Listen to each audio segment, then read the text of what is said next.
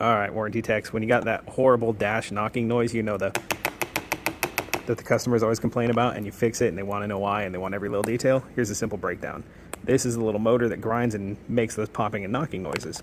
Well, inside of it, it's really simple. It's just a little motor, this guy right here that's spinning, and these gears. The only two failure points are these gears and the motor.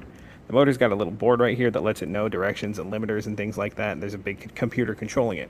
The computer can go bad, but that's really rare. More often than not, these things come apart, or this little guy's doing like exactly what this one is. It just keeps spinning one direction without hitting any kind of limiter.